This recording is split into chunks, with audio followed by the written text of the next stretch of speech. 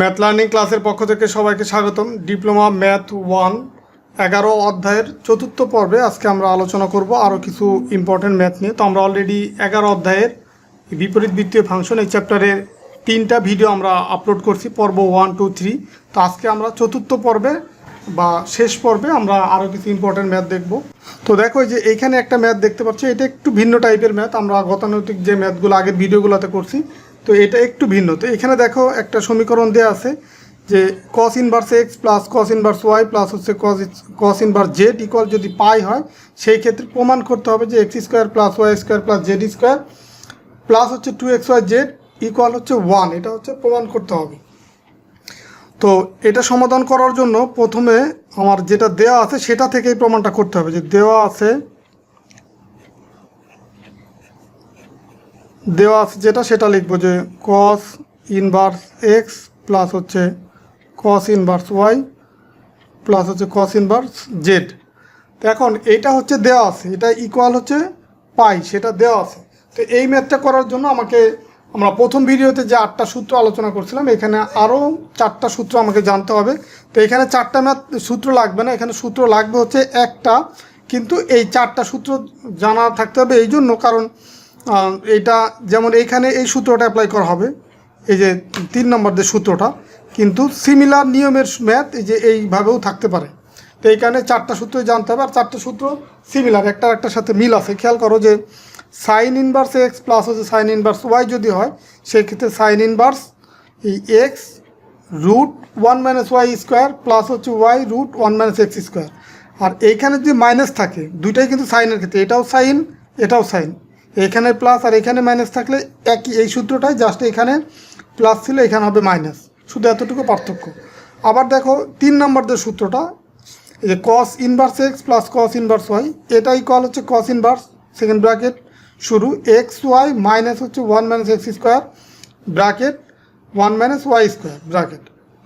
তো দেখো এইখানে প্লাস থাকলে এইখানে হবে মাইনাস, সাইনের ক্ষেত্রে সাইনের চেয়ে কসের ক্ষেত্রে উল্টো হবে। এই সাইনের ক্ষেত্রে প্লাস থাকলে এখানে প্লাস, মাইনাস থাকলে এখানে মাইনাস, আর এখানে কসের ক্ষেত্রে প্লাস থাকলে এখানে মাইনাস, মাইনাস থাকলে এখানে প্লাস, আর বাদ বাকি সব সেম। তো দেখো আমরা যেই সূত্রটা অ্যাপ্লাই করব, cos inverse x plus cos inverse Y equal হচ্ছে কস ইনভার্স সেকেন্ড ব্র্যাকেট শুরু এক্স ওয়াই মাইনাস হচ্ছে 1 minus x square bracket 1 minus Y square, তার উপরে দুইটার উপরে রুট। তো এই সূত্রটার মাধ্যমে আমরা যে এই ম্যাথটা করব। তো দেখো তার মানে আমাকে এখানে এই কস ইনভার্স এক্স আর কস ইনভার্স ওয়াই এই দুইটাকে এক পাশে রেখে আমরা কস ইনভার্স জেডকে এই ডান পাশে নিয়ে যাব। তো দেখো এই কস ইনভার্স এক্স প্লাস হচ্ছে কস ইনভার্স ওয়াই, এখন আমরা এইটাকে ডান পাশে নিয়ে যাব, পাই মাইনাস, যেহেতু এটা প্লাস আছে বাম পাশে, ডান পাশে গেলে হবে কি মাইনাস কস ইনভার্স জেড। তো এখন দেখো আমরা সূত্র কি শিখলাম, যে cos inverse second bracket x y, যেহেতু এখানে প্লাস আছে এখানে হবে minus 1 minus x square 1 minus Y square, then এটার উপরে রুট, এই সেকেন্ড ব্র্যাকেট ক্লোজ।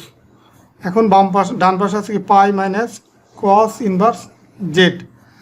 তো এইটা হচ্ছে cos inverse x plus cos inverse ওয়াইয়ের সূত্র হচ্ছে এইটুকু হচ্ছে জাস্ট সূত্র। তো এখন দেখো ওই যে কস ইনভার্স আছে, তার মানে এই কস ইনভার্স মানে কি 1/cos। তো এটা যদি ডান পাশে যায় তাহলে সেটা কীরকম হয়, দেখো ওই যে এক্স ওয়াই, এটাকে আমি ডান পাশে নেব। তার আগে এটা আমি লিখে দিই, এক্স ওয়াই মাইনাস হচ্ছে 1 minus x square 1 minus Y square, তার উপরে রুট। এখন এটাকে ডান পাশে নিলে হয় কি কস পাই মাইনাস কস ইনভার্স জেড। এই পাশে ইনভার্স ছিল, ইনভার্স মানে হচ্ছে 1/cos, সেটা ডান পাশে গেলে আর ইনভার্স থাকে না। তো দেখো এখন এই ডান পাশে একটু কাজ করতে হবে। এই যে ডান পাশে যেটা আছে, এই বাম পাশের এটা আপাতত এইভাবেই রেখে দেব, মাইনাস হচ্ছে 1 minus x square 1 minus Y square, এই দুইটার উপরে রুট। এখন দেখো আমরা ত্রিকোণমিতির প্রথম দিকের সূত্র থেকে আমরা এরকম একটা বিষয় জানি, যে এরকম একটা যদি আমি একটা 4 ভাগে ভাগ করি, সেই ক্ষেত্রে এইখানে হচ্ছে ওয়াল প্লাস, আর এইখানে হচ্ছে এটা একটা হচ্ছে 90 ডিগ্রি করে। তো এখানে আছে হচ্ছে পাই, পাই মানে হচ্ছে কি এই π/2 এর দ্বিগুণ π/2 এর দ্বিগুণ, ঠিক আছে। আর এই একটা ঘর মানে হচ্ছে π/2। এটা কিন্তু যারা হচ্ছে ত্রিকোণমিতির প্রথম অধ্যায় দেখে আসো তাদের কাছে এই জিনিসটা হয়তো কমন পড়বে বা তার আগে থেকেই জানো। আর যারা জানো না তারা একটু খেয়াল করো যে এখানে হচ্ছে π/2 মানে হচ্ছে এক ঘর।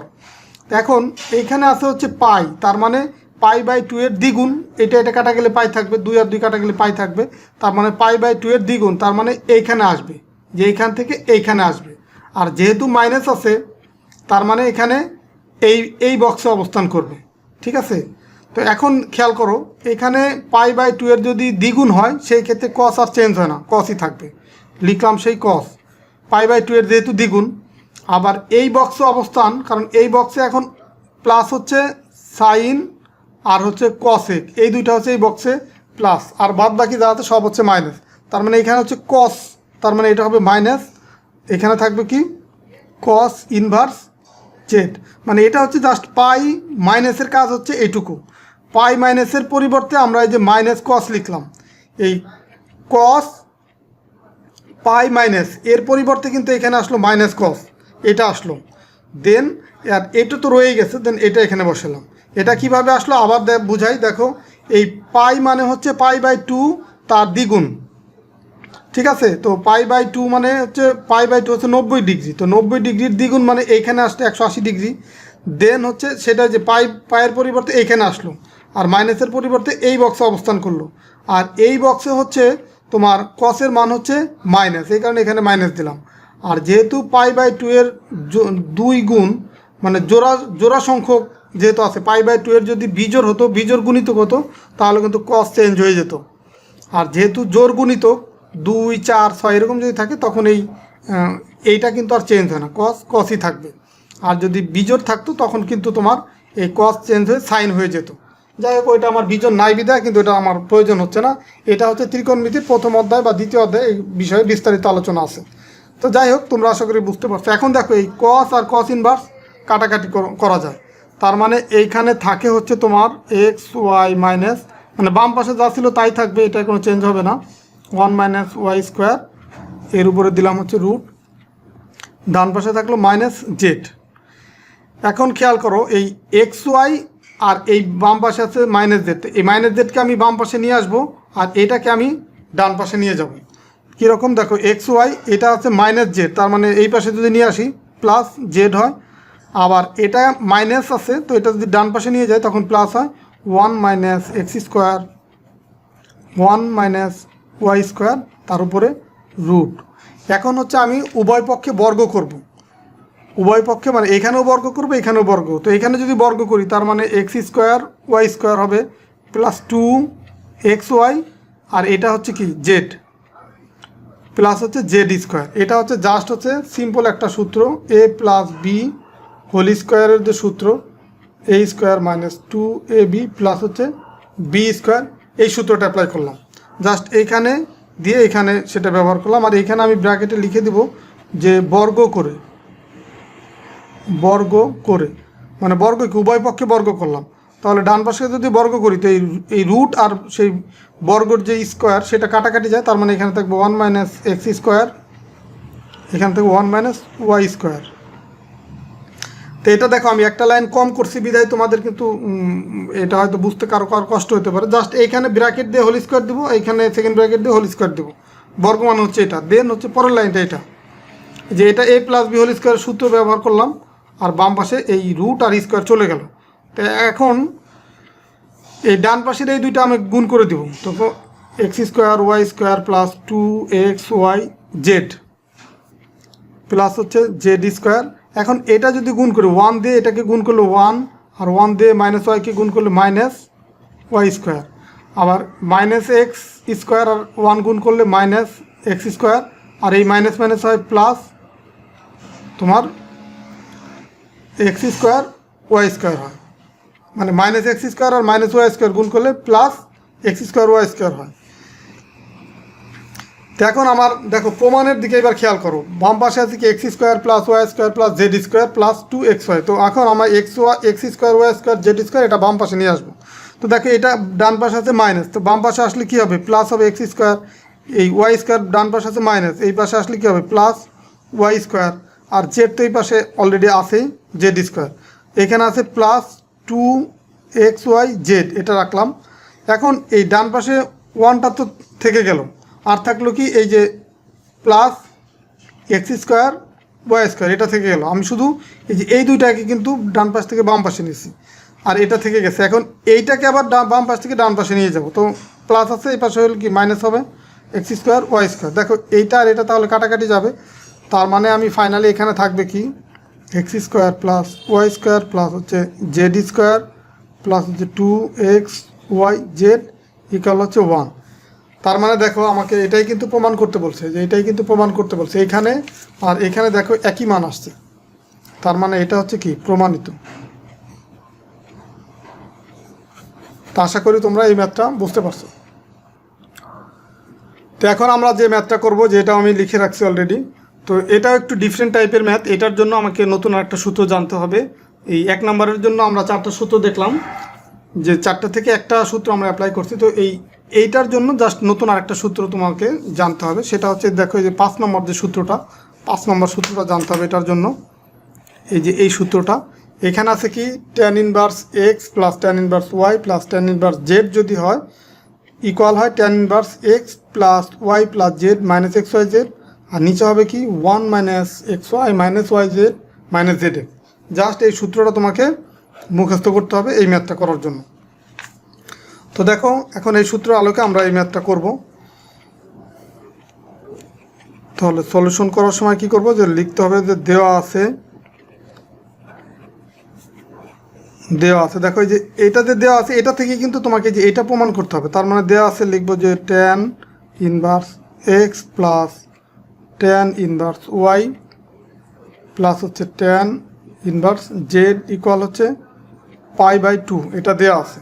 দেখেন এটা কিন্তু ডিরেক্ট একটা সূত্র, তার মানে এটার পরিবর্তে আমরা লিখতে পারি tan ইনভার্স, একদম ডিরেক্ট সূত্র, যে x plus y plus z minus হচ্ছে xyz, আর নিচে আসবে কি 1 minus xy minus yz minus zx, direct সূত্র। দেন ডান পাশে আছে কি π/2।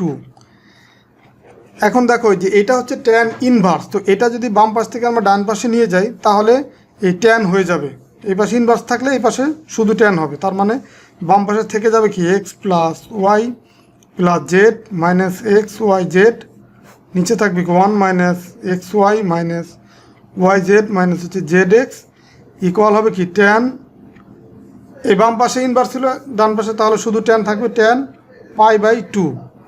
tan π/2 মানে হচ্ছে tan 90 ডিগ্রি, আর tan 90 ডিগ্রির মান কত, tan 90 ডিগ্রির মান হচ্ছে অসংজ্ঞায়িত, আর অসংজ্ঞায়িত মানে হচ্ছে 1/0। দেখো কিভাবে, tan 90 ডিগ্রি মান হচ্ছে অসংজ্ঞায়িত, অসংজ্ঞায়িত মান হচ্ছে 1/0, মানটা এরকম হবে। তো এই মানটা কিন্তু তোমার মনে থাকতে হবে, যদি এটা মনে না থাকে তোমার sin 90 ডিগ্রি বা cos 90 ডিগ্রি মান মনে থাকলে হবে। এই tan 90 ডিগ্রি মানেই তো আমরা জানি হচ্ছে sin 90 বাই হচ্ছে cos 90, তার মানে দেখো এই sin 90 ডিগ্রির মান কত, sin 90 ডিগ্রির মান হচ্ছে 1, আর cos 90 ডিগ্রির মান হচ্ছে 0, তার মানে 1/0। এটা হচ্ছে নিচে যদি কখনো 0 আসে সেটা হয় অসংজ্ঞায়িত, তার মানে আমরা tan π/2 পরিবর্তে কিন্তু সেটাই লিখতে পারি 1/0। তার মানে x plus y plus z minus xyz, নিচে হচ্ছে 1 minus xy minus yz minus হচ্ছে zx, আর ডান পাশে হয় এই tan 90 ডিগ্রি পরিবর্তে 1/0। এই π/2 মানে কিন্তু 90 ডিগ্রি, কারণ পায়ের মান হচ্ছে 180, তো 180কে 2 দিয়ে ভাগ করলে কত হবে, 90 হবে। তার মানে tan 90 ডিগ্রির মান হচ্ছে 1/0। তো এখন যদি আমরা আড়াআড়ি গুণ করি, যে এই দিকে এদিকে গুণ করবো, এটা গুণ করব, তার মানে 0 দিয়ে যদি আমরা এটাকে গুণ করি 0 হয়ে যায়, আর এই 1 দিয়ে যদি এটাকে গুণ করি এই মানটাই থাকবে। তার মানে 1 minus xy minus yz minus zx equal হবে এটা দিয়ে গুণ করলে 0। তো এখন দেখো খেয়াল করো, আমাকে প্রমাণ করতে বলছে কি xy plus yz plus zx। তার মানে এখন আমি যে কাজটা করব, যে এই মাইনাসেরগুলো সবগুলো ডান পাশে নিয়ে যাব। তার মানে x y প্লাস yz, আচ্ছা তোমাদের বুঝতে যখন কষ্ট না হয় আমি সহজ করে দিই, 1 বাম পাশে রেখে এইগুলো সব ডান পাশে নিয়ে গেলাম। এই মাইনাসেরগুলো ডান পাশে নিলে কী হবে, x y plus y z plus হচ্ছে জেড এক্স, এটা হয়ে যায় না? তো এখন আমরা এই ডান পাশ আর বাম পাশ যদি পুরোটা চেঞ্জ করি তখন কিন্তু কোনো চিহ্নর চেঞ্জ হয় না, সিম্বলের চেঞ্জ হয় না। তার মানে এই এক্স ওয়াই জেড এটাকে আমি বাম পাশে নিয়ে আসি, x y plus y z plus হচ্ছে জেড এক্স ইকুয়াল কি, এই সবগুলোকে নিয়ে আসলাম বাম পাশে, আর এই বাম পাশে সবগুলো নিয়ে গেলাম ডান পাশে, মানে 1। তো এটাই কিন্তু তোমাকে প্রমাণ করতে বলছে, দেখো যে এটাই প্রমাণ করতে বলছে, আর এটাই কিন্তু আমরা এই যে প্রমাণ করলাম। তার মানে এটা হচ্ছে কি, প্রমাণিত। তো আশা করি এই ম্যাথটাও বুঝতে পারছো। আচ্ছা, আমরা আজকে যে লাস্ট যে ম্যাথ 3 নাম্বার এই ম্যাথটা করবো। দেখো এই ম্যাথটা দুইভাবে থাকতে পারে, পরীক্ষা এটা অনেকবার আসছে এই ম্যাথটা, যে 4 ব্র্যাকেট দিয়ে এটা ইকুয়াল পাই অথবা এটা ইকুয়াল পাই, একই ম্যাথ, জাস্ট 4 হচ্ছে এইখান থেকে এই ডান পাশে নিয়ে গেলে পাই বাই 4, সেটাও আসতে পারে বা এটাও আসতে পারে। তো আমরা ধরো যদি এই লাইনটা থাকে তখন এক লাইন বেশি করতে হবে। তো আমরা প্রথম লাইন থেকেই করি, যে সলিউশন তো একবার লিখছি, দেওয়া আছে লিখবো, দেওয়া আছে 4 cot ইনভার্স 3 প্লাস হচ্ছে cosec ইনভার্স রুট 5 ইকুয়াল হচ্ছে পাই, এটা হচ্ছে দেওয়া আছে। তো আমাকে এখানে একটা লাইন বেশি করতে হবে, সেটা হচ্ছে এখন এই 4টাকে আমরা ডান পাশে নিয়ে যাব, যে cot ইনভার্স 3 প্লাস হচ্ছে cosec ইনভার্স রুট 5 ইকুয়াল কত হবে, এই পাই, এই 4টা নিচে চলে যাবে। তো এইটা এখন এইটার এই বাম পক্ষ ইকুয়াল ডান পক্ষ আমাকে প্রমাণ করতে হবে।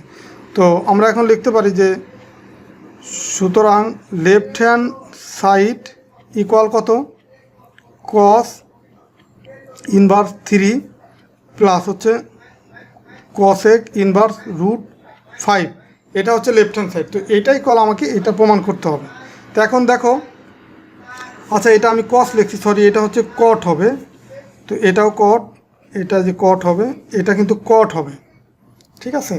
তো এখন দেখো এই cot হচ্ছে tan এর বিপরীত, তার মানে আমরা জানি এটা যে tan থিটা বা tan ইনভার্স থিটা একই কথা, যে tan ইনভার্স থিটা ইকুয়াল হচ্ছে 1/cot ইনভার্স থিটা, ঠিক আছে? তো এখন এই কটের পরিবর্তে তাহলে আমি এখানে লিখতে পারি কি, tan ইনভার্স, ট্যানে কেন নিব, আমি এই সূত্র অ্যাপ্লাই করার জন্য, কারণ ট্যানের সূত্রটা আমি জানি। তাহলে এই কটের বিপরীত হবে tan, তার মানে এই 3 এটা উল্টায় যাবে, মানে 1/3 হবে।